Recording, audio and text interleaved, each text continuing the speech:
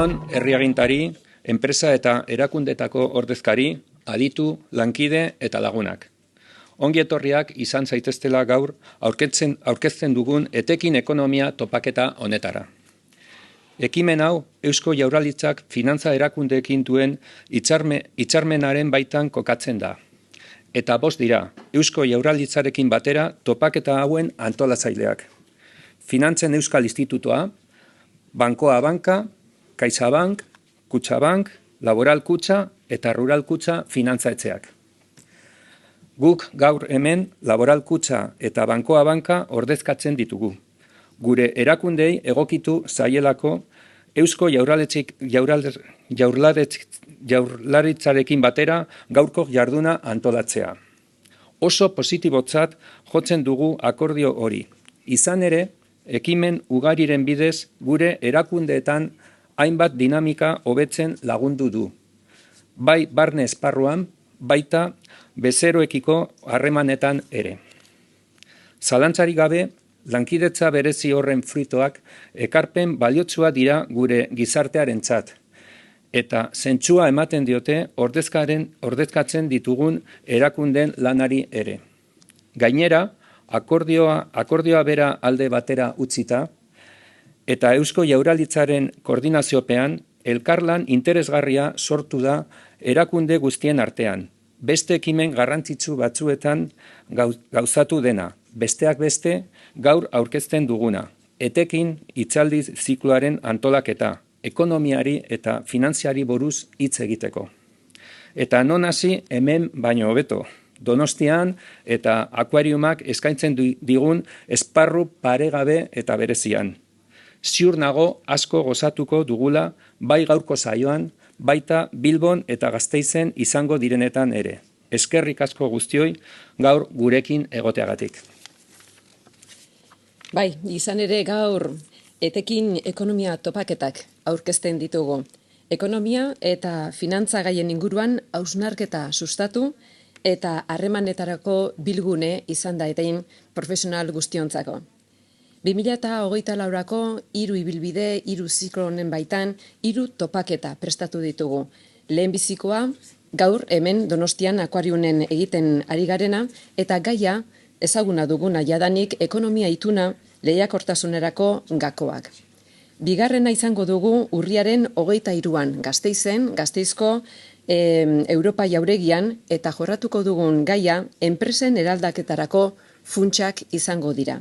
Eta azkenik, 3. topaketa, azaroaren 20an emango dugu Bilboko Itsas Museoan gaia transizio energetikoa izango delarik. Ikusten dezuen bezalaxe, 3 gaiak pilpilean dauzkagun gaiak dira eta interes handia zabaltzen dutenak. Gaurkotasun handikoak esango genuke eta gizartean oroar jakinmina sortzen dutenak edo ari zaizkigunak eta galdezka ditugunak.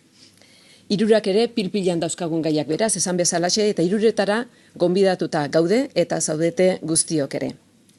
3 saioak euskeraz emango dira, baina aldi bereko itzulpen zerbitzua izango dugu.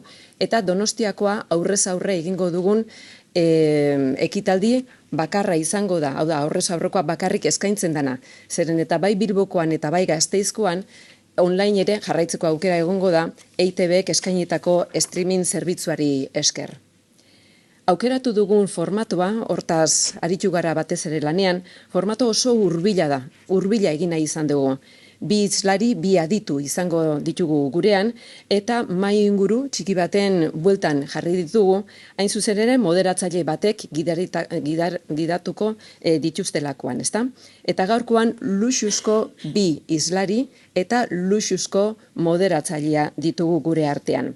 Hizlariak ditugu Itziar Agirre, Gipuzkoako Ogasun eta Finantza Foru diputatua, eta Mikel Erkoreka, historia garaikidean doktorea eta EHUko ekonomia itunaren eta Foru Ogasunen dokumentazio eta ikerketa zentroko ikertzailea. Moderatzaile lanetan ezagunagoa dugun Esti Kosano, EITBko ekonomia saileko burua eta albistegien zuzendari ordea. Beraz, ikusten duzun bezalaxe, 3 bikaina. Hizlariek norberetik ekonomia itunak gure enpresen ehundurarantzako eskaintzen dituen lehiakortasunerako gakoak aztertuko ditu. hori da batez ere eskatu dieguna. 3 probintzia kontutan hartu eta 3 probintzietako enpresa ehundurak kontuan hartu eta hoientzako ze gako eskaintzen dizkigun ekonomia itun honek. Topaketak ordubete ingurukoa izango da, gero galdera erantzunetarako tartetxo bat utziko dugu, baina garrantzitsuena izango da gero ondotik eskainiko den gosaria. Hain zuzen ere, gosarian aldu izango dugulako, gure iritziak eman, partekatu, eta baita ere, ehundura profesional harreman hoiek egiten jarraitu. Ziur gaude bada, etekin handia aterako diogula gaurko egunari, eta besteko barik, oholtzara deituko ditugu, Itziar, Mikel eta Esti. Mila esker zuei.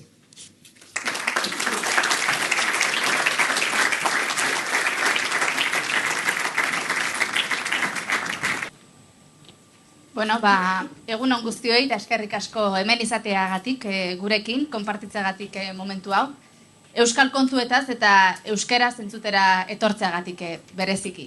Jakin badakizu eta aipatu da, ekonomia itunaz jardungo dugula gaurkoan, gaiak bere horretan luzerako emango luke, luz eta zabalitza hitz egiteko. Izan ere, 156 urteko itunaz ari gara, foru tradizio historikoen jarraipena, momentu korapilatsuak, aldapatsuak jasan dituena, hauei aurre egin, moldatu eta gaur egun bizirik dirauena, ez da? Una askotan ordea, eta oraintxe bertan ere bai, eztabaida bizia sortzen duen gaia da. Privilegioa edo eskubide historikoa, elkartasun eza, solidariedade falta, hori da injustu ere maiz, ekonomia itunaren aurka erabili den, argudioetako bi, ez da? Eta orain berriz ere entzuten direna, Kataluniako esparru fiskal berri baten akordioa erdietxe denetik nolabait. Eta horrek nola ez, kezka piztu du hemen ere bai, asteburunetan, lehendakariak eta Nafarroako presidenteak justu ere lehen aldiz idatzi bateratu bat atera dute bai ekonomia ituna eta baita hitzarmen ekonomikoa defendatzeko.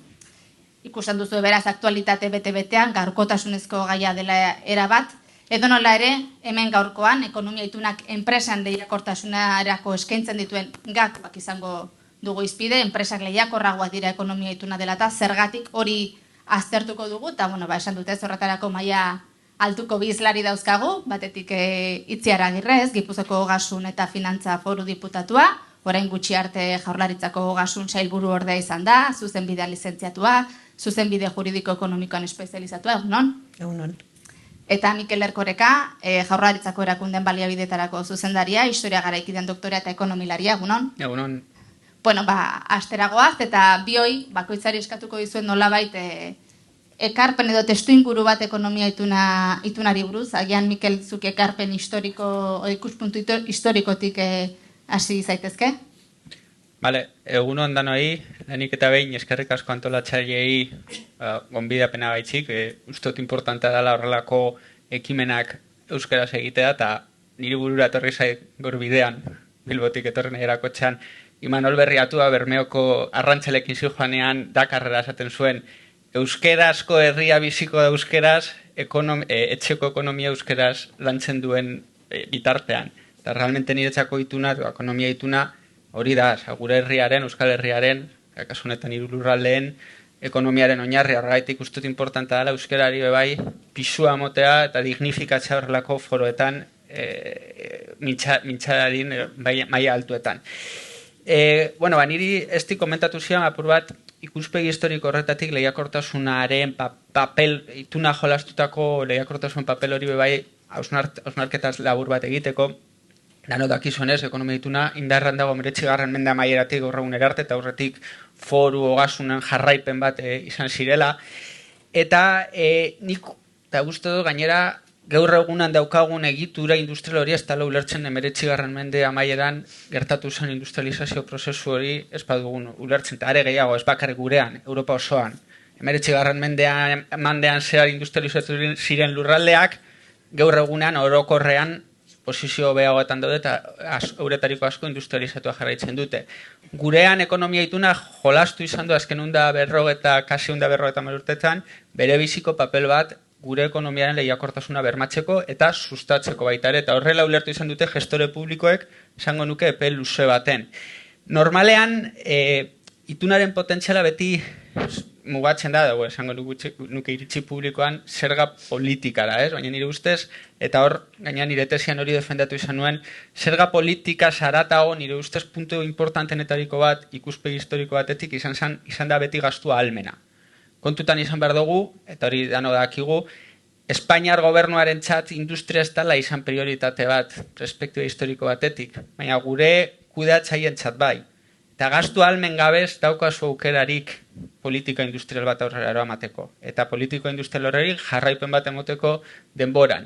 19. mende amaieratik, eta insisto, bai ikusten dut egondala jarraipen historiko bat, esango nuke gaur egunera arte, gurean bai ulertu izan da politika industriala izan dela gure aberastasunaren, baina baita gure ongizatearen oinarrietariko bat. Eta ituna jarri da azkenan, ituna bera en si ez da zebez, bera sistema bat, baina ez da. Hortik aplikatzen diren politikak dira egingo dutena zure politikaren arrakastatxoa izatea edo ez izatea. Eta kasu horretan adibidez argi ikusten da 19. mende amaieratik gastu ahalmen hori ze aukera mondigun. Alde batetik sorpetxarena. Hori ez dute aukin beste lurralde batzuk eta guk aukin gendun itunari esker eta sorpetxak ahalbidetzen dizu obra handi batzuk egitera. Beste lurralde batzutan ezin zirenak egin. Eta gastu ahalmenarekin lotuta ere, azkenan, eta hori badakit hemen asko esatu zela industriatik eta enpresatik, egiturak, infrastrukturak esaten dana. Infrastrukturak egiteko dirua behar da, gastu ahalmena behar dozu, zerga sistema ondo dago, baina zerga sistema horretatik azkenean itunak zer albidetzen zigun. Bueno, momentu baten diru gehiago behar badugun, zergak igual dira, edo sorpetzea joala, edo egin aldugu, jolastu aldugu gure sarrerekin, eta horrela gastu ahalmen gehiago dago, eta gastu ahalmen hori aldugu bideratu nahi dugun politika, nahi dugun obretara, edo nahi dugun ditugun behar izanetara. Eta hemen egonda, aprobetsatu nahi nuen, nire ustez, Donosti horren adibide bat da. Askok entzun daukingo duzu, ez? Sektore turistikoa Donostin, Erreginak, Isabel, Bigarrena, Pedro Egaña, beste guztionek sortu zutela hemen azkenean jarri zutela erregaren kortaren turismorako egoitza moduan 19. mende amaieran. Hori ez da kasualitatea, ez da bakarrik gestio politikoen emaitza bat. Hor oso politika inteligente bat egon zen, bai diputazioaren eta bai udalaren aldetik, eta zer egin zuten errepida jarri, telefono provintzial bat jarri, telegrafoa, urrekarriak egin Donostira, Donostia polito jarri egia esan da, hiri ederra izan da, 19. metik horregunera arte, eta horrek eragin zuen hemen industria turistiko potente bat sortzea hemen, eta bere inguruan. Eta hori dan, ikusten duana, itunak gure industria, gure enpresen lehiakortasunaren alde egin alduen gauza oso importantetariko bat, ez nahi sartungo zerga politika horretan, gero itxiar sartuko dalako pura gehiago, bueno, gero itxegingo dugulako gehiago honen inguruan, baina bai gehien bat askotan ahaztu egiten delako bigarren dimentsio hori, ez? Gauza bada zerga sistema jartzea itunak albidetzen digu, baina gero askoz ere gehiago da ituna. Ituna da gastu ahalmena, ituna da zergapetxeko ahalmena. Eta guzti horrek azkenan egiten duena da ogasun integral bat aukitzea gurean, kudeatu alizateko, insisto, politika industrialak eta beste politika asko. Eta ja amaitzeko eta ibilbide historiko neri amaiera emoteko eta itxarri pauso emoteko, hor bai daude nire ustez, eta gero sartungo gara zerga politikaren aspektu desberdinak hausnartzen edo aztertzen topaketan zehar, baina badaude bi etapas, 81 arteko etapa, hor badakizue kontzertu ekonomia itunaren lege berri bat onartu zen eta aktualizatu egin zen, Bizkaian eta Gipuzkoan berreskuratu, Araban aktualizatu, eta hor gaur egunera arte daukagun sistemaren, bueno, oinarriak esarri ziren, aldaketak egon dira noski azken 40 urteetan, baina gutxi gora bera sistema berdina izan da. Hor bi etapa argi daude zerga politikari dagokionez, 81 artekoa eta 81tik gaur egunera artekoa. 81 arte guk oso askatasun eta era desarmonizatuan funtzionatu izan gendun, eta 81tik aurrera sortu da gure erakundetxe prozesuaren ondorioz, beste marko guztiz desberdina, Europa, mundu mailako bebai ditugun erronka fiskal internazional horrek, eta estatuaren barruan bebai akordio desberdinak. Oso ondo, egun on guztiei eta eskerrik asko baita zuei ere, ez, gonbidapenagatik. Mikelek esan du, eta niretzako ere garrantzitsua da, azkenean, ez, horrelako ekitaldiak egitea euskeraz eta ekonomiaren inguruan, eta bereziki ekonomia itunaren inguruan. Azkenean ezagutzak, ez, egiten bai gaitu danak, ez, konstiente, ze altxor daukagun gure herrian. Leheno komentatu dugu Mikelen laguntza beharko genuela, ez, berak irakasle izan da orain arte, eta zentzu horretan, habilidadea hobegoa dauka beste batzuk baino, holako foroetan hitz egiteko. Nik zentzu batean ere Mikelen hildo beretik neukan prestatuta sarreratxo bat, azkenean nik esan nahi nuelako da, ekonomia ituna lehiakortasunaren gakoa, egia da, danok pentsatzen dugu zergatan, eta egia da ekonomia ituna lehiakortasunaren gakoa da, baina zentzu orokorrago batean hartu behar dugula, ez soilik zergaren inguruan, ez? Niretzako azkenean kolektiboari, herriari, balio erantsi bat ematen diolako ekonomia ituna izateak. Pixka bat igual barneratuz gaur egungo ekonomia ituna, zertan oinarritzen dan, edo zeintzuk izaten diran, ez? Ekonomia itunaren gakoak, nik normalean beti esaten dutez, 5 puntutan, ez? Barneratu ditzakegula ekonomia itunaren gakoak. Batetik, bat zer da ekonomia ituna, azkenen zerga ekonomia ituna da finantza eta tributu sistema bat, propioa eta gurea, eta zentzu horretan horrela defendatu behar duguna.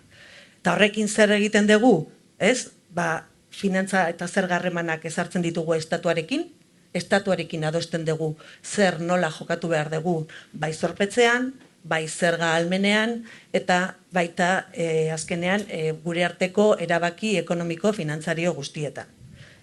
Eta horretarako azkenean ez gara gu bakarrik, estatua eta gu gaude. Eta zentzu horretan horrere kontuan eduki behar da ekonomia itunak ez dala botere osoa duen sistema bat. Azkenean, limite batzuk dituen sistema bat dela, baina adostutako sistema bat dela, eta sistema horrek ematen dizkigula gaitasun batzuk. Horrekin zer egiten dugu, eta beti komentatzen duguna, eta jendeak gehien ezagutzen duena da, zerga orautu eta dirubilketa bat jasotzen dugu. Hori horrela da, eta danak hitz egiten dugu ekonomia itunaren, esaten dugunean ekonomia itunaren potentzialidadea garatu nahi ditugula, jendeak orokorrean beti pentsatzen du zergako parte horretan. Baina egia da beste zati bat dagoela, ez? Eta horrekin, jasotzen dugun dirubilketa horrekin zeiten dugun, azkenean laburpen bat egiten ari naiz, ez? Baina egiten duguna da, estatuko zamak edo eskualdatu gabe dauden kompetentziak finantzatzen ditugu kupoaren bidez, eta gelditzen zaigun diruarekin gure kompetentziak finantzatu behar ditugu. Eta horregatik garrantzitsua da, eskema guztia argi ukitzea, azkenean gure kompetentziak finantzatu behar ditugulako. Eta autogobernu ekonomiko garrantzitsua izan da, oso importantea da, edo garrantzitsua da, hori modu arduratsu batean eramatea. Eta hori da, arduratsuak izatea, hori da niretzako balio erantziaren, komentatzen genuen balio erantzi horren klabeetako bat. Sistema arduratsu bat izan da, sozietate herri arduratsu bat izan da, horrek gaitzen gaitu ere, hartzen ditugun erabakiak ere arduratsuak izatea.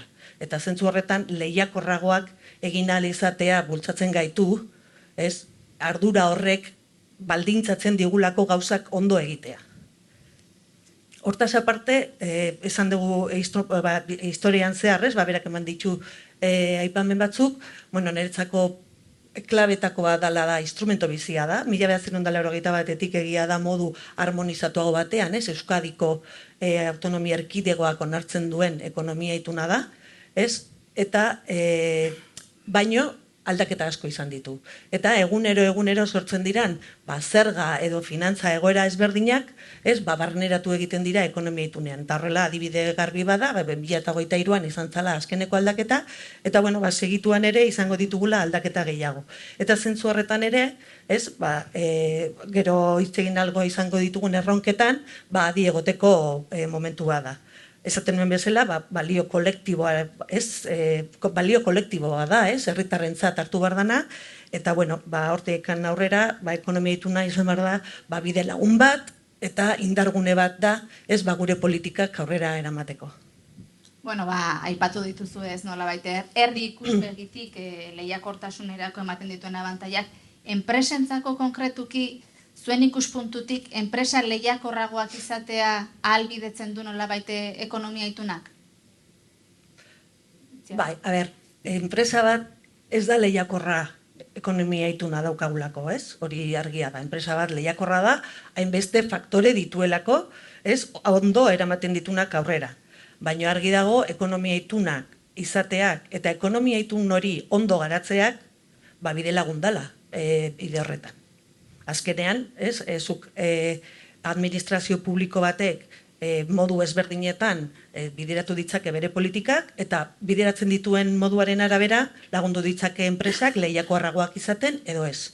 Baina egia da, pentsatu behar dugu ekonomia itunak ez duela enpresa bat lehiakorra egiten. Enpresa bat lehiakorra da dituelako beste faktore ere. Orduan terminoan ipini behar dira, Adibidez, guk pentsatu genezake ekonomia itunak zer esaten du, ikerketa garapena edo berrikuntzari buruz. Bueno, ekonomia itunak ez du esaten, ez errori buruz. Horrek, ekonomia itunak ematen dizkizu bide batzuk horiek laguntzeko, bai gastuaren bidez, diru laguntzak ematen, azkenean ematen digulako diru bilketa bat eta horren bidez, baliabide batzuk ditugu eta diru laguntza batzuk eman ditzazkegu, edo baita ere zerga hobari batzuen bidez, ekonomia itunak ematen dizkigulako zerga ahalmen batzuk erabili ditzakegunak horiek sustatzeko. Azkenean, ekonomia ituna lehiakortasunean bide lagun bat da. Zuk Mikelen aipatu duzu politika industriala nolabait garatu dela, zentzu edo neurri handi batean ere ekonomia itunak ahalbidetzen zuen gastu almen hori dela, eta ez da? Bai, egia esan da berdina neukan gainera, ekonomia ituna azkenean per se, ez du lehiakortasuna hobetzen, azkenean, logikamente, hortik ataratako politikak dira lehiakortasuna hobetzen dutenak, edo itunak ahalbidetzen edo emoten dizkigun tresnak, eta are gehiago esango dut gaur egunean, eta supongo enpresa mundutik zatozien askok hori argi aukazuela, azkenean, zerga aukera gero eta murritza baitu, bai, Europatik dauden harmonizazioa, eta badaki gero itxengo dugu harmonizazioa, baina bai harmonizazio maila desberdinen gaitik, gero eta zailagoa da gure kontekstuan kenkari edo politika fiskalarren bitartez, bai laguntza, hori bai, ez dago inolako dudari, bide lagun izatea, baina erabaki horra izatea. Hain aldiz, eta nik bai hori ustot, eta badakit gero itxaldian zara ez dela askorik agertuko, badaude eta komentatu duzu, badidez, dudari gabe, rekonversio industrialaren garaian, ekonomia itun barik, ez dakiz gertatu izango zen, gure industriaren parte handi batekin. Eta hori adibidez, azpimarratu beharra dago, hori bai dala, nire ustez itunaren, eta orokorrean, azkenan ituna, gure autogobernuaren pilar edo fundamentuetariko bat da, eta orokorrean ulertuta bai ituna, eta bai autogobernua bere kontestu osoan, bere bizikoa izan zen, errekonbersio industrialen ostean, gure herria basamortu baten ez geratu izana. Edo gutxienez, irten zan moduan, eta gaur egunan nik uste dut orain mantentzen dugula, adibidez industria mailan, pisu erabaki hor bat, gure aberastasunerako eta gure ongizaterako gakoa dala, baina bai ogasunentzako gakoa dala, argi izan behar dago. Eta adibidez garaiaretan, asko jakingo duzu, parke teknologikoen garapena gu izan gina itxindariak, eta planteatu zen, guk dirua daukagu, guk nahi ditugu parke teknologikoa jarri, ulertzen dugu industria beste bide batetik duela, eta antzinako industriari bide berri bat emoteko, aukin bar dugu jentea prestatuta, I+D horretan inbertsio egingo dugu, eta adibidez horretan jarraipen bat emoten dugu, eta ez gaude itxaroten estatuak esatea, aurten kenduko dizugu I+D, ez daukagulako diruek eta bideratuko gulako ez dakin nora, ez, gure dirua daukagu, eta 30 urtetan zehar mantendu dugu jarraipen bat, ze estatuak, ustot behin baino gehiagotan, eta esparro askotan egin izan du, derrepente sartu inbertsio batzuk egiten, 4-5 urte dago, eta derrepente urte baten krisia dago, desagertzen dira laguntza guztiak, eta inizu, joder, horretarako ez galdu izan aurreko 4-5 urtetan egin duzun inbertsioa. Eta adibidez hori, I+D-ekin argi ikusten da, hemen esala gertatu, eta bai emun zaila jarraipen bat. Eta gero nik horretan, eta badakit, hau intangible badala, baina parte soziala ere nik jarriko nuke, nabarmendu nahiko nuke. Azkenean, ekonomia ituna baimendu edo albidetu digu ongizate gizarte sendo bat sortzea Euskal Autonomia Erkidegoan gaur egunean, eta hori bebai lehiakortasunerako gako bada. Ongizatea hezkuntza da. Kitza giza kapitala landuta, baina adibidez, eta nik hori ikusi dut atxerra joan naizenan askotan unibertsitatearekin ikusten japi industria edo jape korobiak alakoak, bebai talentua erakartzeko aukera bada. Ez da bardina Donostira bizitzen etortzea, edo Bilbora, hemen Bizkaitarra bada ezen, edo joatea, gertatu zitzen moduan, Nevada erdian, de repente Renoak azizala politika fiskal oso agresiboak egiten jente erakartzeko, baina zuen inor joan nahi Renora bizitzen. Osa, Kalifornia ez da Reno, eta guk ere horretan hori nire ustez azpimarratu behar dugu. Herrialde erakargarria gara bizitzeko. Akite euskalduna izan da hori apurba txovinista diru da, baina egia da, errealitate bada, eta ikustezu jente hona datoran, ez da izula, zelako bizimaia daukazuen. Eta hori bai talentua erakartzeko, eta azkenan lehiakortasuna hobetzeko bide interesgarri bada, hau da, ongizate babes sozial hori landuta ukitzea. Harmonizazioa aipatu duzu zure hitzaldian, lurraldez, Araban, Bizkaian, Gipuzkoan berezitasunak badaude, baina oinarrian nolabait amankomuna da, eta amankomuntasun horrek ez nolabait herri ikuspegitik sendoago egiten gaituela uste duzue? Zalantzarik ez. Niretzako gainea harmonizazioak beti ikusi behar dezu barne ikuspuntu batetik eta gero kanpo ikuspuntu batetik ere. Barne ikuspuntua argia da. 3 lurralde geha, 3 lurralde txiki, eta batetik bestere biltzen geha. Eta gero gobernu bat bakarra dago, eta gobernu horrek politika ezberdinak egin behar ditu, osasuna, hezkuntza, ertzaintza, beste mila politika, eta hori edanak 3 lurraldei eman behar die. Badakigu 3 lurraldeek beraien diru bilketarekin, Eusko Jaurlaritzan, ekarpen legearen bidez, Eusko Jaurlaritzari ematen diotela, diru bilketaren zati bat. Harmonizazio hori gabe, diru bilketa horren eta ekarpen horren orekak, ez lirateke posibleak izango. Berez, hortaz beraz, behar bat daukagu gure erakunde instituzionalaren arkitektura edo, gure konformazioaren arabera, harmonizazio hori eukitzeko.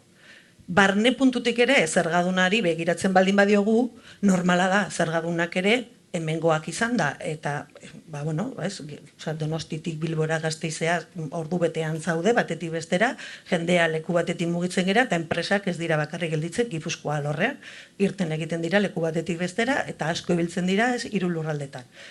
Beraieri begira ere logikoena da, harmonizazio hori posible izatea. Horrek ez du esan nahi, letra guztietan berdina izan behar duenik, lurralde bakoitzak izan ditzake bere berizitasun propioak, hori horrela da. Baina egia da, basikoetan, minimoetan, elementos sustanziales ditzaiona, oinarrizko gauza kuestio guztietan, niretzako harmonizazio hori beharrezkoa da. Hori barne ikuspuntu batetik. Baina, kanpo ikuspuntu batetara, juten baldin bagera ere, hori beharrezkoa da. Azkenean, nik ez dut esango estatura, baina beste lurralde batzutara juten baldin bazera, Europara, edo beste leku batzutara juten baldin bazera, herri bezala jutea errezago da, Euskadi, Basque Country, deitzen zaiona errezago ulertzen da, nahiko txikiak era, Euskadi bezala munduan, gainera esplikatzen hasteko desberdintasun asko ditugula, eta hori ere ez da ulergarria, eta niretzako azkenean herri ikuspuntu batetik, bai barrutik eta bai kanpotik harmonizazio hori beharrezkoa da. Bai, nik bai apur bat parte internazional horretatik hasita, nik ustot importante dela pedagogia egitaz, kuadrian hitz egite duzuran zergan inguruan eta askotan, esate izute gauzak, normala da, nik beste gauza askotaz ez dakit, eta azkenan ez dakizunan, gauzak buruan dituzu eta esate duzu, baina asalpen horiek emotea, eta gaur egunean argi izan behar dugu, gure autonomia fiskala oso mugatuta dagoela, bai, Espainiako marko orokorraren barruan dauden harmonizazio akordioen gaitik, eta bereziki, eta nire ustez gero hitz egingo dugu apur bat arriskuen inguruan, etorkizuneko arriskuen inguruan, gehien bat Europar Batasunatik, baina inkluso oraino CD-tik, dauden Pilar B, eta bueno, ja gero eta sortzen ari dan marko supranazional fiskal horretatik, azkenean, eta jakingo duzu, baina zeharkako zergen gainean, guk ez daukagu zer esanik praktikamente zertan gauza formal batzutan, eta bueno, gauza txiki batzutan, zerga zuzena gelditzen zaizkigu, eta zerga zuzenen barruan bebai, gero eta zaiagoa da, dinot, eta lehen horregaitik egin dut apurua desberdintasuna, 81 arte, Bizkaiak nahi zuen egiten zuen, Gipuzkoak nahi zuena, Araba nahi zuenak, frankismo garaien izan ezik, frankismoak bakarrik alaban, 81 aurrera, sistemak berak eta aurregunan daukagun guk barnean, estatuarekiko arrisku, alde bakarreko arrisku bat daukagu, hau da, irurogoaz, iruron konjuntuan hartzen dugun erabakiek, estatuarekiko guk hartzen dugu arriskoa, baina barnean arriskoak partekatua da, orduan egon behar du bai edo bai gure arteko harmonizazio eta koordinazio bat. Horrek ez du esan nahi, eta uste dut hortik zijoala bebai itxiar, lurralde bakoitzaren errealitate ekonomiko eta egitura ekonomikoa desberdina direla, eta egon direla desberdintasunak. Baina badiru dieta, bueno, hori errealitate bat, tendentzia azkenengo hamarkadetan izan da harmonizazioarantza joatea, eta seguramente tendentzia etorkizuna izango da ez bakarrik gu harmonizazioarantza joatea, baizik eta Europa mailan harmonizazioarantza joatea herrialdeen artean. Eta azkenan gu, ogasun bat gehiago gara kontestu horren barruan, ogasun 3, baina konjuntuan bat bakarra. Zerga politikaz ere hitz egin nahiko genuke honetan ez, eta askotan enpresen lehiakortasunaz hitz egiten dugunean, maiz ateratzen den galdera da, zergak jaitsi egin behar dira enpresak lehiakorrak izateko? Europarekin edo Europako beste herrialdekin konparatzen bagara, Euskal Ituna nola kokatzen da? Lehiakortasun edo abantaila bat ematen digu, ez dakite horren inguruan ze azterketak egin duzuen edo nola ikusten duzuen? Niri galdera egiten diatenen zerga jaitsi behar dira lehiakorra izateko erantzuna izango litzake. Ez da beharrezkoa. Nik leheno esan dut, enpresak lehiakorrak dira, beste hainbeste 1000 faktorengatik. Eta zergan sistema beste bat da, hori egia da. Lehiakorragoa zera zerga sistema definitu bat, edo esan dezagun, bide lagundan zerga sistema bat balin badaukazu? Bai. Zerga jetxi egin behar da, edo egin behar dugu zerga sistema, ez dakit nola esan, administrazio publiko batek, zerbitzu publiko batzuk eman behar ditu. Horretarako, diru bilketa bat behar da. Hori argi dago. Orduan, hortan, zentzu horretan, diru bilketa hori eta finantziazio guzti hori mantentzeko, nahikoa izateko, zati bat bildu egin behar da. Hortikan aurrera, administrazio publikoak egin dezake gehiago, eta pentsatu dezake zerga sistemak erabili dezakela herritarren joerak transformatzeko, edo enpresen joerak transformatzeko, bai. Orduan, zentzu horretan, zerga sistema horretan, ez darri daitezke, beste obarik enkarik edo kontrakoak, ez?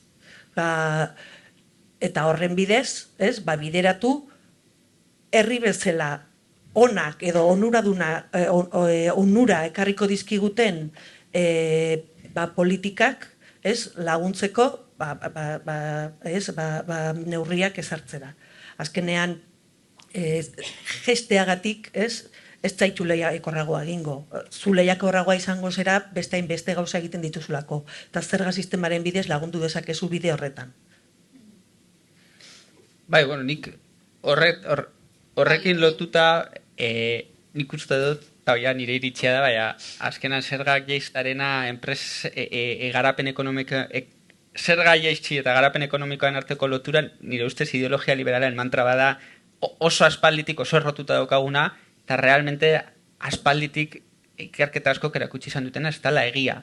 Hau da, gero egingo matizazioa, azkenean, alde batetik irabazten duzuna, beste alde batetik galtzen duzu. Hor da, azkenean una suma zero. Alde batetik gutxiago badaukasun, gutxiago gastatuko duzu, eta orduan gastu almen horretan eragin eukingo du. Eta gero ez da bakarrik hori, eta danok dakigu, badakit, esango jas, ez dakit zein bat herrialdetan emaitza osunak izan ditu, baina ez dakit zen bat beste herrialdetan oso emaitza txarrak. Orduan, horrek egon behar dira, baldintza zehatz batzuk eta estrategia integral bat, zerga jaitxiera batek frutu positiboak emoteko. Eta bajatzen ditut eta errepenta beratze egiten nahi. Eta badakigu hori, insisto, herrialde askotan eta erregio askotan, okerreko bidetik egin du edo ez ditu emaitza honak izan. Gaur egunan gainera eta apur bat lehengo galderakin lotuta. Ez dakiz puntura arte aukera izango gendu nolako lehia sakon baten atzen. Eta horrek ez du esan nahi, eta badakit asko kengo zatea pentsaten Patrimonio Madrid, rekizer, horrek ez du esan nahi batzutan ere barnera begira kontutan izan behar dugula gure ingurua, eta behar bada doitu halko genula, eta aukera daukagula doikuntza batzuk egiteko, gure sistema elaiakorrago egiteko, zenbait kontestutan, edo gehien bat zenbait alorretan, badibidez hemen, fiskalidade pertsonal horretan, egin halko zan hausnarketa bat, ez nahi honet hemen sartungo, ez daukagulako denborarik. Eta gero hortaz aparte, eta barriro, badiru azkenan, esaten gaudela, esaten hauela politika fiskalaekin ezin dugula eserregin, eta hori ez da egia, are gehiago. Gauza asko egin dira, eta gauza asko oso positibok egin dira hemen. Hor, nire ustez hor bi dimentsio ongo ziren, bat izango zala dagoeneko, martxan dagoen ekosistema empresariala defendatzeko babosteko politikak, eta adibidez guk hemen daukagu, eta gainera maila internazionala aztertzen den eredu bat, adibidez kooperatiben erregimen fiskala. Gu badakigu gure ekosisteman kooperatibak pisu handi daukatela, eta guk daukagun erregimen fiskala eurei babesteko, eta Espainia mailan daukaten sistemaekin konparatuta, askoz ere positiboa da. Hori itunaren emaitza bada, eta logika badauka, esaten, nahi dugu defendatu, nahi dugu babestu, eta honek funtzionatzen jarraitza, eta lehiakorrak izaten jarraitza. Eta gero ere badaukagu aukera enpresa berriak erakartzeko, baina karo, hori nahiko begi biztan dago, gaur egunan ez duzu erakarriko ez dakizei industria gigante ona 2 puntu bajatzen diozulako sozietateen zerga. Baina bai aldosuna, dinot inbertze, azkenean hor beste faktore asko daude, baina bai adibidez, eta hemen azken urtetan ikusten duen, zine industriaren arloan egin dira zenbait modifikazio, eta badirudi emaitza positiboak izaten ari direla, edo adibidez orain sortzen ari dan klaster finantzari horren barruan, uste dut gure sistemak aukerak emoten dizkigula, aztertzeko zenbait aukera ona erakartzeko, kasu horretan kapitalarekin lotuta den enpresak mobilitate arloan erraztasun gehiago dituztela. Mikel, zuk adibidez Suitzako kasua edo sistema finantzarioa zertu duzu, ez dakit nola ikusten duzun bertakoa edo konparatu zenezake nola baite hemengoarekin, ze ezberdintasun ikusten dituzun? Hombre, apurat, honekin lotuta, Suitzan lehia fiskala guztiz errotuta eta zerbait positibo moduan ikusten dute. Eta orduan hori ikusten duzu, 26 kantoi daude, eta Suitzak 6 milioi bat biztan leditu, eta 26 kantoi zen artean, badaude zerga sistema batzu dira, oso desberdina beste batzuekin konparatuz. Baina nire ustez, euren sistema horretarako egituratuta dago. Claro, gurean gu, apur bat berezia gara bizi garen kontestuan, eta ezin dugu ahaztu momentu honetan Espainiar estatuaren barruan bizi garala, hor beste sistema dagoela, eta guk ez daukagula hango sistemako oinarriak. Eta hor egon dira, eta dio Suizan egon dira, eta hori da gauza nire adibidez Espainiako sistema ez dela bat ere gustatzen. Badago aukera bebai erkidegoko autonomietan zerga jaistea, eta ikusten ari gara zenbait herrialde, baina Suitzan adibidez oso argi daukate. Zu bajatze badituzu zure zergak, zure zerbitzu publikoak zeuk ordainduko dituzu. Ez da etorriko gero estatu federala erabaten edo bestean zuri kobertura bat emoten. Guk hori ondo ulertzen dugu. Beste sistema batzutan ez, horregatik uste dut horrelako sistema agresiboagoak esan alko genituzkenak funtzionatzen dutela sistema osoa funtzionatzen baduen. Eta lehen bakarrik adibide moduan Nevadakoa esan dut, eta adibide hori iruditzen zait zerga bajatzaren adibide moduan, Nevada saiatu zainoen dela 50 urte zerga jaisten Kaliforniatik enpresak erakartzeko, eta izan zen frakaso absolutoa. Lortzen zuten bakarrik zenbait enpresa, praktikamente lau langilerekin komunikazioetan, edo zenbait gauza auxiliarretan ibiltzen ziren enpresa batzuk erakartzea, eta gero, buelta eman behar izan diote euren politikari konturatu direlako sarreretan galerak emoten ari zela eta ez irabaziak. Adibide moduan, ez esateko bakarrik Bahamas edan alakoa, badela beste adibide batzuk bebai frakasoak izan direnak. Enpresak testu inguru eta teknologia berrietara egokitu behar izan dira, ekonomia itunak ere onda berrogeita marrauetan transformaziorako edo moldatzeko beharra izan du. Nola ikusten duzu etorkizuna? Zer ronka dauzka ekonomia itunak? Transformatzen, moldatzen jarraitu behar du? Nola ikusten duzu itziar?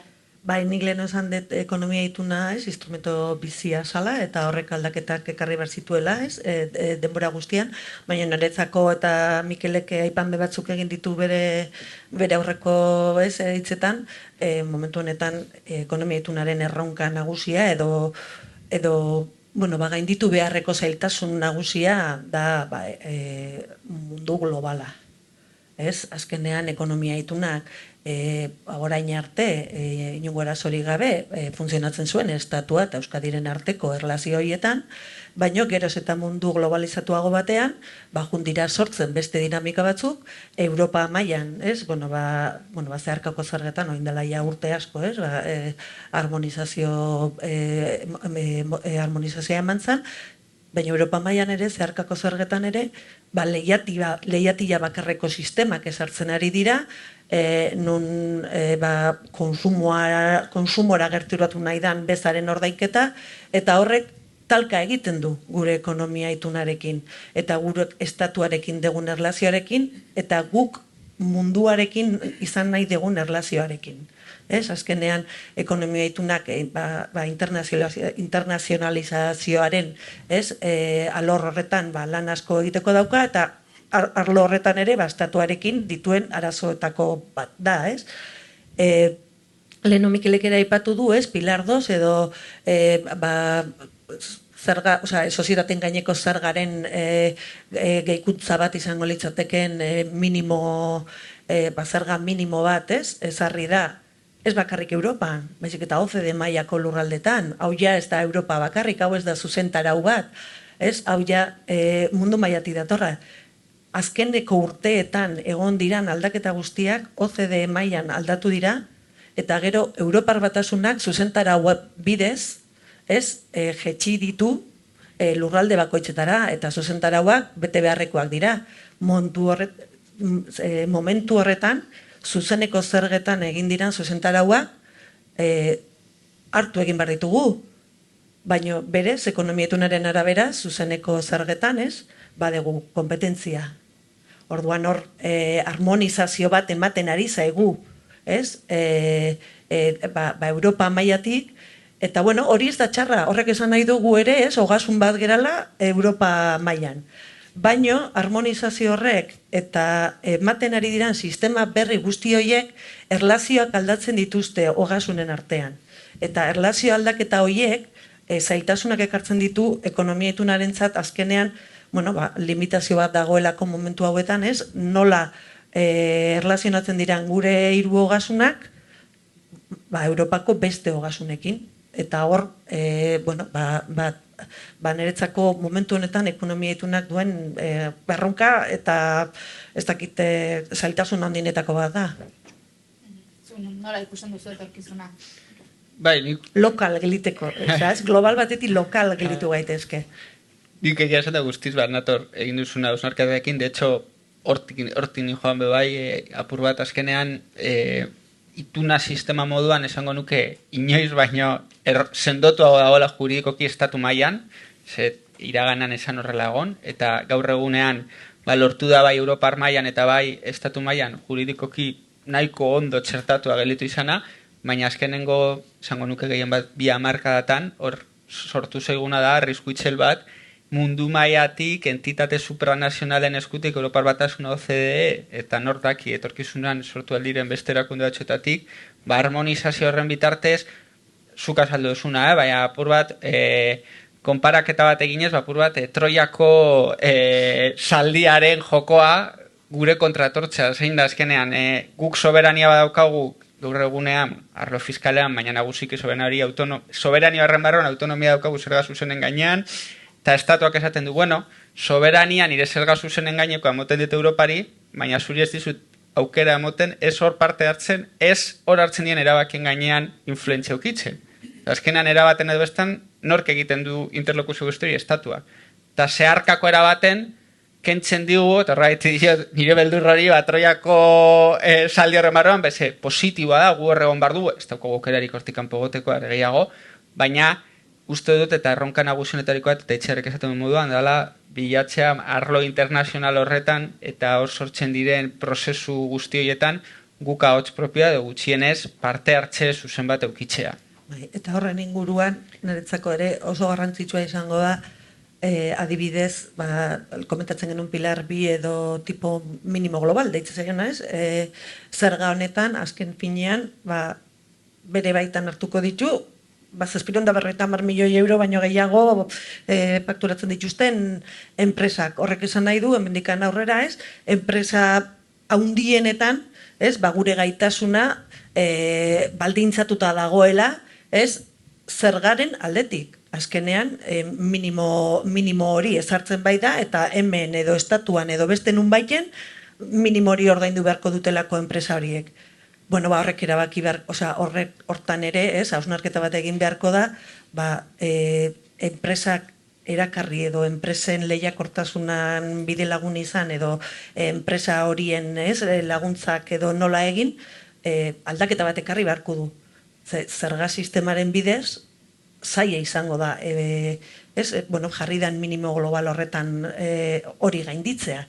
Horrek esan nahi du beste modu batzutara imaginatu beharko ditugula bideak, gure egun ekonomikoa eta gure industriak, bere hortan mantentzeko. Zalantzak eta kezkak azaldu dituzen nolabait nazioarteko egoera horri edo egokitzeko, baina, ez nuke momentua edo unea galdu nahi ere aktualitate bete-betean dagoelako ekonomia ituna, ez da, aipatu dugu hasieran ere baiek, Kataluniako esparru fiskal propio horren akordio hori erdietsi denetik, ez? Kezka ere zabaldu dela beste behin ere hemen ekonomia itunez eta Nafarroan ere hitzarmen ekonomikoa. Zuen ustez, kolokan dago, ez baian dago berriz ere Euskal Ituna edo aipatu duzun bezala nahikoa oinarri juridiko eta babes badauzka dagoeneko? Nahikoa oinarri juridiko eta babes ditu, nik uste dut azkenean bai sententziak eta bai Europatik etorri diran sententziak eta abarrez, ekonomia itona finkotu egin dute, arlo juridiko baten aldetik, egia da, Espainia aldetik etortzen diran beti, honek esaten dut azkenean dira olatuak bezala, itxasoa bare oso gutxitan dago, bestela beti goten dira olatu txikiak eta noizbenka olatu oso handiak. Eta orduan, hori danak surfeatzeko modua, aurkitu behar dugu, azkenean, egia dalako, iristen diranean horrelako olatu handiak, gai izan behar gerlako, gure ekonomia itunaren defentsan irten, babestu eta esateko, hau da gure autogobernu ekonomikoaren, zutabe garrantzitsuena eta hau arriskuan jarriko balitz, gure autogobernua ere zalantzan jartzen da. Hortaz, horren, eutxi inbertzaio horrelako olatuak etortzen dien tamainakoak direla ere, Orduan, nik argi daukat, nik ez dituzte zalantzan dagoenik, eta horrela defendatu behar da, baina egia da, olatuaren tamainaren arabera, jarri behar dien eskuak edo jarri behar dien paretak, badila altuguak edo txikiagoak, Bai, nik purbat bai aldi, zure hildo beretik, nik uste dezin dugula inoso jolastu, Katalunian gertatu dana erabaten edo bestean eragina izan du, edo inkluso Espainia mailan emoten badan gero prozesuren bat euren finantzazio sistema aldatzeko, beti izan du oihartzuna gurean, hori horrela da. Alan dabe, nik eta horretan itxarekin bat nator bai, uste dut, ez duela sistema bera kolokan jartzen, aplikazioan ez dakit izango duen edo ez, baina gauza da, askotan jolasten dudazula, terra inkognita baten. Ez daukat ideiarik berez, Katalunian zer egin nahi duten. Eta orduan hori jakin arte bai, ez dauka zentsu askorik, egia da, eta hori dinote, zindela inozo jolastu egia da, arlo mediatikoan sortu dutela, eta Esquerra Republikanak ustot ora oso inteligente baten, maigainan saiatua konparatzen ituna, eta hor sortu den akordio hori, azkenan, hein handi baten, bere hautesleen aurrean, esateko, behitu zer lortu dugun, hori, eurek badakitelako, hau dala eurentzako gaur egun eredua, izan bere momentua, baina gaur egun izan alko zala eurentzako eredu bat. Baina eske maigainan jarri arte zer, egia esan da, zaila egiten zait erantzun bat emotea, eta momentu honetan, eztabaida bakarrik arlo mediatikoan dago. Ez dakit gero hori momentu baten aterrizatzen badan, ikusi beharko da maila tekniko, administratibo, juridikoan, zoi hartzu izan alduen. Hori bai, eta nire ustez eta gutxienez horrela planteatzen dut, eta orain bai, gobernutik horrela planteatzen du, bai uste dut importanta dela, azpimarratzea, Kataluniako akordio hori ez daukala zerikusirik ekonomia itun batekin, edo eurek esaten duten moduan, el concierto catalán, edo lako bi gauza totalmente desberdina dira, ez naiz hartuko filosofia politikoa, baina argi dago gauza bat gurea azkenean, eta horrela defendatu behar dugu, eta nik uste dut gainera serioki eta akademikoki ere horrela errotuta defendatu aldugula, gure azkenean soberania fiskal baten emaitza bada, gure sistema betidanik izan ditugun ogasunak izan gara, eta gure boterea beti egon da gure eskuta, azkenan Kataluniako beste gauza bada, igual teknikoki etorkizun baten hurbildu alko zan gurera, ez dakit, berriro dinot, ez dakit zer egin nahi duten, baina politiko, juridikoki ez dauka zerikusirik eurek planteatzen dutena gurearekin, eta orduan nire ustez importanta da azpimarratzea gauza desberdina direla. Akordio fiskal badago, eta aurrera badoa zen ondo, behar bada euren helburuak asetzeko nahikoa izango da, baina gurea beste gauza bada, eta beste sustrai guztiz desberdin batzuk ditu.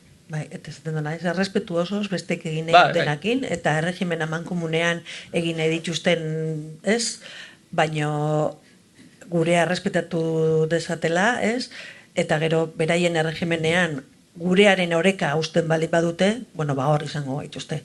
Nik uste tor azkenean hori izan bardo, ez? Azkeneko erantzun bat bezala, ez? Oso ondo, orain tarte bat irekiko dugu nolabait norbaitek galderarik, zalantzarik, baldin badu azaltzeko.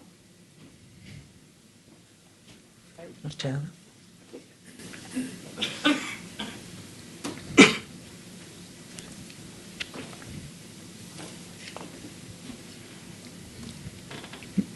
Bai, hortxe.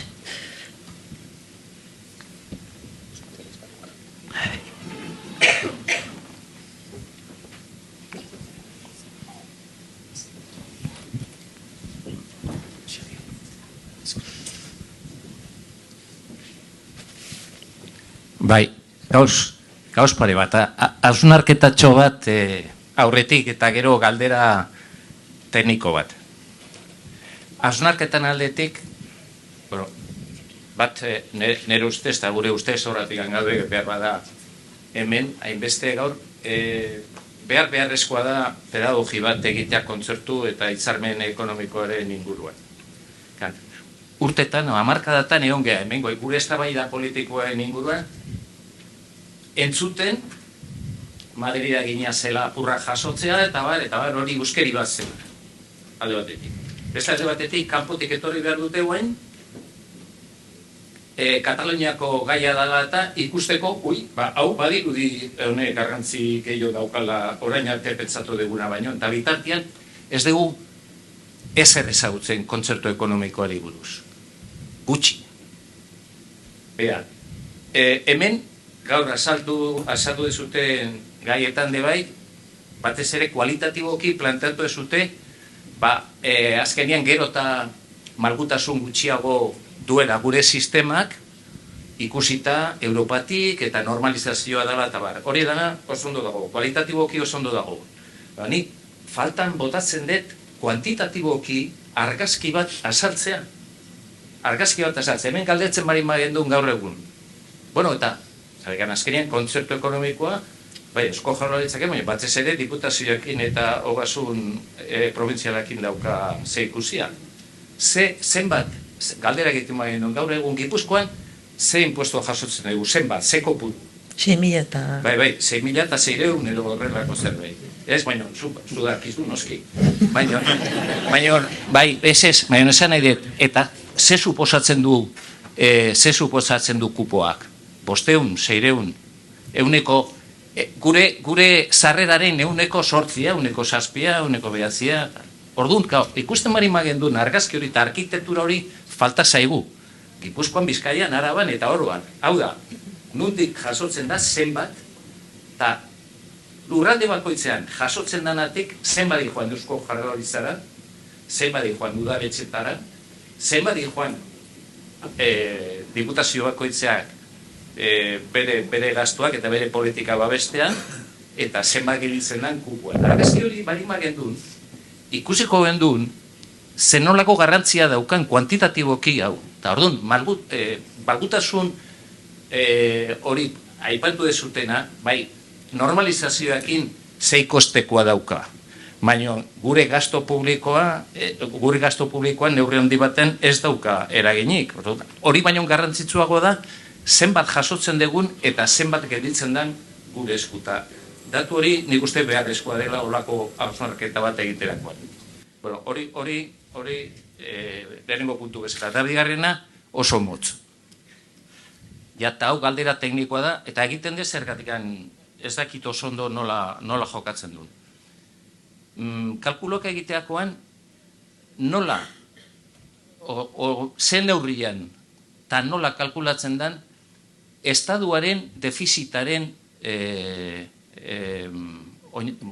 estatuaren defizita kontuan izan da, horrez eragina du kupoaren kalkulan. Zatik, nik uste oso garrantzitsua dela. Bale, bai. Azten teknikotik.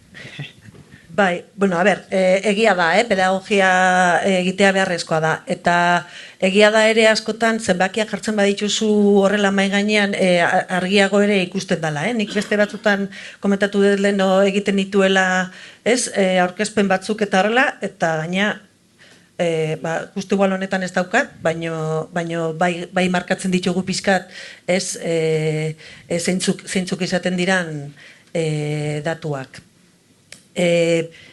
Bueno, euneko 4,7 gutxo gara bera, biztanleria, euneko 5,84 gure PIB, gure KP barne produktu gordina, 6,24 da egozpen indizea kupoan, 19.000 milioi euro jasotzen dira dirubilketak aurreko, 2024ko aurrekontuan, 19.000 milioi euro jasoko dituzte, bueno, ez dira jasoko mutualisten gaiak, mutualisten gaiarekin ez da lortuko dirubilketa hori nik uste dut argia dela, baina bueno, 19.000 milioi zeuren aurre ikusita, Eusko Jaurlaritzari egindako ekarpenak, 11.986, ez dakit, 12.600 datorren urterako edo 12.600 kontan. Orengoan, 12.600, igual urtebeteko atzera pekin nijo. Gipuzkoako baliabideak 986 kupo... Egia da, igual kuadro batean ipintzen baldin badira argioak direla. Kupoa zen bada, nik uste 1.700 inguruan dagoela momentu honetan, baina hortikan aurrera kendu behar dira politika aktiboak eta gero beste doikuntza batzuk. Baina, bai, arrazoi daukazu askotan kuadro horrek lagundu egiten duela. Badaude, kuadroak, zuk hartzen baituzu Euskadiko aurrekontuak edo Gipuzkoako aurrekontuak edo kuadroak badaude, baina egia da askotan egoten diran, izaten dira gehiago ez, kupoaren kasuan da, ordaindu behar dana, eta ez da igual ekitaldikoa berez edo, bueno, baina bai, horrek laguntzen du. Eta defizitaren inguruan, kupoaren legeak argi esaten du, defizita ez da, osea, karga, bueno, defizita deskontatu egin behar da kupoaren kalkuloan. Eta hori, kalkulo hori erresa da, estatuko aurrekontua hartzen baldin badezu, diru sarreren partidetan kantitate bat dago, eta gastuen partidetan kantitate bat dago. Eta hor, defizit bat agertzen da. Eta hori, kupoaren kalkuloaren lehenengo urtean, osea, bakizue kupoa kalkulatzen dela 5 urtetik behin, da hortikan aurrera egiten dana da, eguneratze indize baten bidez berritu egiten da, urte hori, osea, kalkuloa egiten den urte horretan defizita, hor agertzen da, hartzen badezu hemen agertzen den taulan, hor agertzen den zenbakia, estatuko aurrekontuaren defizitarekin bat dator. Orduan, bai... Horrek esan nahi du, defizita jotzen baldin bada, kupoa jetxe egiten dela. Kupoa kalkulatzen den urtean, bai. Kontuan euki kupoa, esaten da bezala, kalkulatzen da 5 urtetik behin, eta hortikan aurrera egiten duzu eguneratze bat, ez? Azkenean ezin zalako ibili kalkulatzen kupoa urtero. Da, nahikoa, arazo izaten dira kupoa kalkulatzeko 5 urtetik behin, urtero egin beharko bagenu, seguruna ez litzateke, ez? Baina kupoa kalkulatzen den urtean, defizitak kupoa gutxitzen du. Baina gero, ordaindu egite duzu interesa eta amortizazioak, ez bauzun deskontatzen hasieran 2 aldiz ordaindu esan duen zor berdina, Eta teorian superabita da honean, gehiago ordaindu beharko ordainduke. Baina hori, noiz. Nik, apurrat txantxeta baina apurra serio, pedagogiaren inguran esaten dozuna, nik nire gurasoi bete esaten diatenan, ez? Ez que gaurko gazteak gauza batzu, beste, zuk esitu nauzu niri, gaurko gazteak zuk egindakoaren emaitza gara. Inoiz ez dut ulertu 1981etik EAEko erakunde sistemaren barruan zergaitik erakundeek eta inork ez mintxa, Bizkaiko aldundiak izan ezik, ez duen inoiz hartun benetako apostu bat pedagogia honetan lantzeko bai mundu akademikoan, bai mundu juridikoan, eta are gehiago esango dut, nire natorren mundutik, orain gobernuan nago, baina hilabete hartu unibertsitatean egon nahi, ikusi dut gu baino sistema askoz ere petralagoetan mundu mailan Italian adibidez, ez dakit, Bolzano inguruan ezagutzen baduzu, dago sistema bai fiskal bat, ez daukala zerikusi gurearekin, daukate Europa mailako federalismo fiskalaren arloan zentru potentenateriko bat, eta guk ez daukago ez.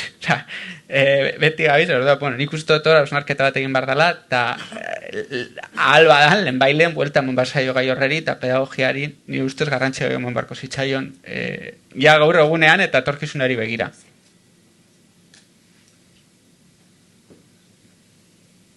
Beste galderarik?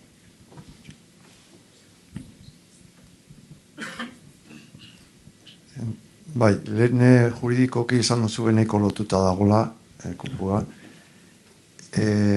Baina ni gaizki espanago porzentaia bat lehen negoziatu zen kupua produktu barnen gordinakin lotuta. Eta Euskadiko produktu barnen gordina Espainia mailan jetxi eginda porzentaia. Zehaitik ez da aldatu kriterio hori.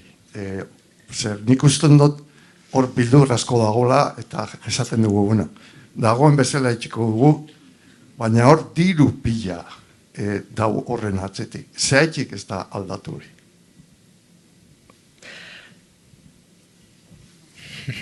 A ber, zintxoak izan da, politikoki hor ate bat zabaltzen duzulako, eta ez dakizu gero ate hori nola itxiko da. Ezkenan, bat konstituzioarekin Espainia mailan gertatzen den antzeko egoera bat izanako zen.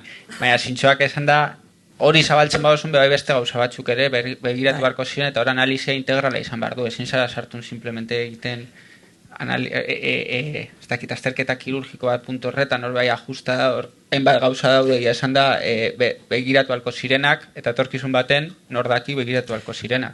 Nik uste eta akordioak, estatuarekin akordioak ez dira erresak izaten, ez? Azkenean, finantzaketa sistema bada, eta finantzaketa sistema guztiak, eta ikusten badezu hain momentu honetan, estatuan dauden, ez? Beraien finantzaketa sistemarekin ere, adostasunak iristea oso zaila da.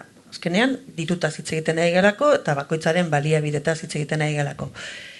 Zergatik mantendudan 6-4 hori historioan? Nik uste dut azkenean, egia da 6-4, ez?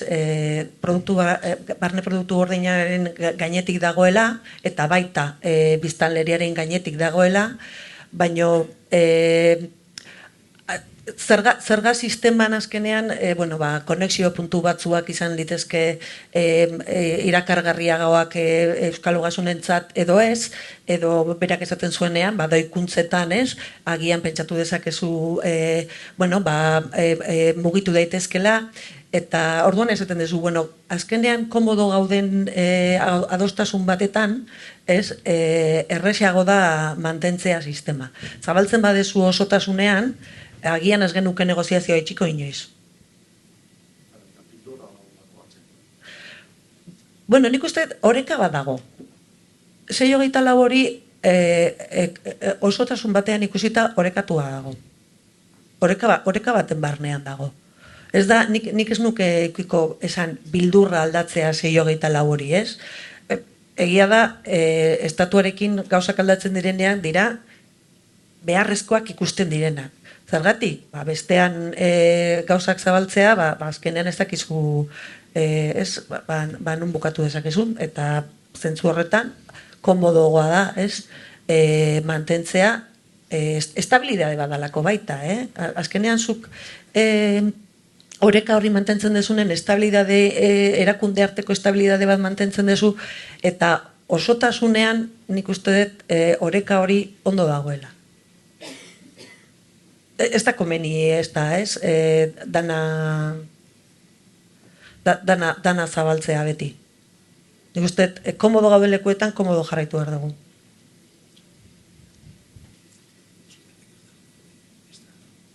Beste galderarik?